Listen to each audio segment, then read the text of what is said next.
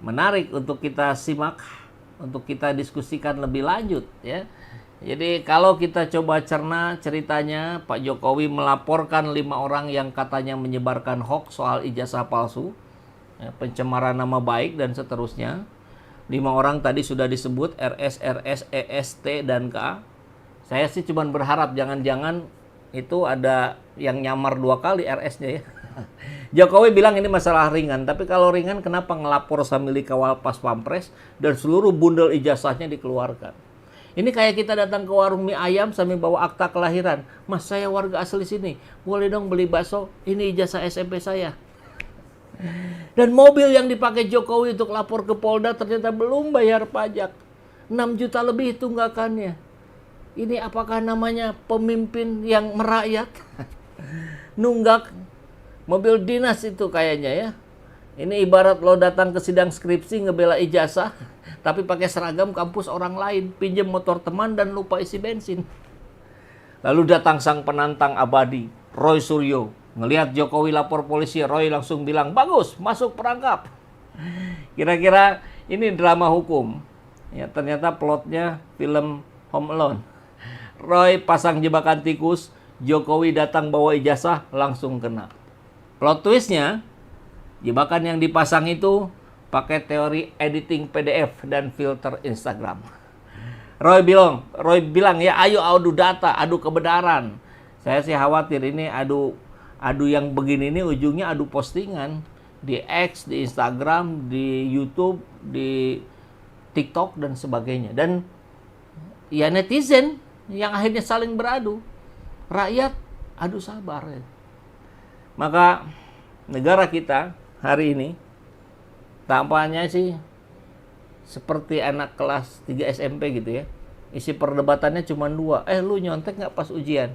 Sini gue tunjukin nilai asli gue. Tapi yang heran, kenapa laporan soal ijazah ini baru ramai sekarang? Apakah bangsa ini baru sadar? Kita selama ini percaya sama fotokopian ya. Mobil yang dipakai Jokowi melapor ke Polda Metro Jaya ternyata nunggak pajak. Oke, sekilas saja karena itunya sudah laporan detailnya. Ini perlihatkan ijazah asli ke polisi, Jokowi laporkan 5 orang.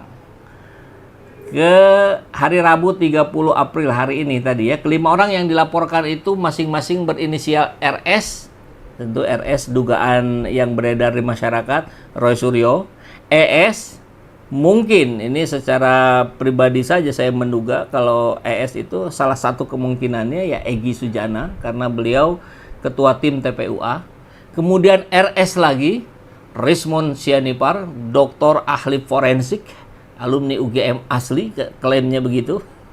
T kemungkinannya T Fauzia, dokter Tifa yang juga ramai dilaporkan oleh banyak pihak. Dan K ini yang saya nggak tahu. Boleh kasih tahu dong? Kasih tahu di kolom komentar ya, sebelum kepikiran nih, belum siapa itu Kak. Oke, saya kalau lihat Mulyono hanya bisa berkata dalam hati, sebanyak apa dosanya. Ini yang saya heran, kita bahas Jokowi kok jadi ngomongin Mulyono. Oke. Mungkin inisialnya kalau boleh saya sampaikan RS, RS, EST, K ya, kata Yakub Hasibuan kepada wartawan. Kelimanya dijerat dengan pasal 310 KUHP tentang pencemaran nama baik serta pasal 311 KUHP tentang fitnah, pasal 27A, pasal 32 dan pasal 35 UU ITE. Luar biasa ya. Ternyata beda dengan yang dilaporkan oleh para ormasnya Jokowi dalam tanda petik ya.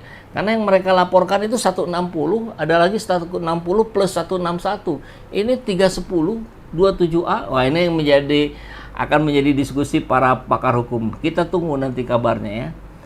Selain melaporkan kelima orang, Yakub menyebut Jokowi juga memperlihatkan seluruh ijazah akademik dari SD hingga perguruan tinggi kepada penyelidik saat pemeriksaan. Clear katanya ya. Dan Jokowi menilai seperti yang tadi di video, ini sebenarnya ringan dan mudah diselesaikan. Kalau ringan dan mudah diselesaikan, kenapa nggak dari dulu? Kan itu pertanyaan publik hari ini. Yes, ini sebetulnya masalah ringan, urusan tuduhan ijazah palsu, tapi perlu dibawa ke ranah hukum agar semua jelas dan gamblang ya. Sepakat Pak mantan Presiden. Dalam laporan ini, Jokowi mengaku disuguhkan sebanyak 35 pertanyaan oleh penyidik. Nanti ditanyakan pada kuasa hukum detailnya. Oke, itu kabarnya. Dan kabar lain kita lihat, ini sudah tadi ya. Nah, relawan Jokowi yang polisikan Roy Suryo CS di Semarang, Solo, dan Sleman.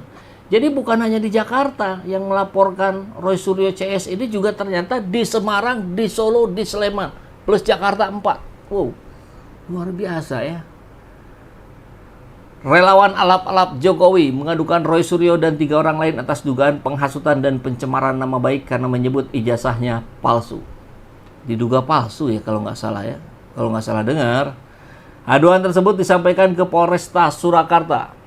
Juga mengadukan di Polresta Sleman. Ngeri. Sudah diterima oleh pihak SPKT dengan nomor register bla bla bla. Mengatakan aduan tersebut atas arahan ketumnya Muhammad Isnaini yang dilaporkan Roy Suryo CS termasuk Rizal Fadilah, T. Fauzia, dan Rismon Sianipar. Ya, pihaknya menuding sudah termasuk penghasutan dan pencemaran nama baik. Mereka telah mengumpulkan bukti-bukti untuk mendukung aduan. Di pihak Roy Suryo CS juga sudah menyiapkan bukti-buktinya ya. Ya sudah kita adu. Tapi kalau ada 4 laporan gimana? Digabung apa gimana? Kan kasihan juga nanti. Hadir ke Sleman, ke Solo, ke Jakarta. Ya mungkin tentu ada cara yang tepat secara hukum ya. Roy Suryo dapat intimidasi. Ini yang disayangkan ya. Harusnya kan data ilmiah dibalas dengan data ilmiah. Opini balas opini, bukan dengan intimidasi. Roy mengaku mendapat intimidasi saat membeberkan ijazah Jokowi yang diduga palsu. Namun dia enggan menanggapi intimidasi tersebut. Harusnya udah nggak zaman ini intimidasi ini. Sebenarnya banyak yang terjadi termasuk yang saya alami baik nyata maupun yang secara fisik dialami Rismon dengan kendaraannya. Ya kita tahu 2 bannya itu disobek, 2 kacanya dipecahkan. Ya. Itu ketika Rismon mulai banyak bicara tentang ijazah Jokowi. Kenapa ini masih terjadi? Sayang sekali ya. Dia hanya menganggapnya seperti angin lalu saja karena saat orang bekerja dengan tangan kotor bakal sulit membersihkannya. Pastinya saat ada yang melaporkan ke polisi berkaitan ijazah Jokowi, dia siap menghadapinya secara fair. Saya dan 3 sahabat, Pak Rizal Fadilah, Dr. Rismon, Dr. Tifa menyatakan terus berjalan dan apapun yang terjadi kita akan hadapi. Oke, ini pernyataan dari Roy Suryo dan pelapor Roy Suryo di Jakarta sudah mulai menjalani pemeriksaan karena yang diperiksa yang melaporkan dulu ya. Yang lainnya akhirnya Roy Suryo pun dapat dukungan warganet terus berjuang untuk kebenaran dari rmol.id. Kita tahu ada lebih dari 500 pengacara, ahli hukum, ulama, tokoh masyarakat, emak-emak dan sebagainya yang sudah menyatakan diri membersamai para tokoh yang dilaporkan oleh Pak Jokowi dan kroninya ya. Oke. Warganet ramai-ramai mendukung sikap mantan Menpora Roy Suryo, ahli digital forensik dan kawan-kawannya, baik melalui berbagai media dan platform publik. Hal ini terlihat dari komentar di YouTube official iNews ya, Selasa malam.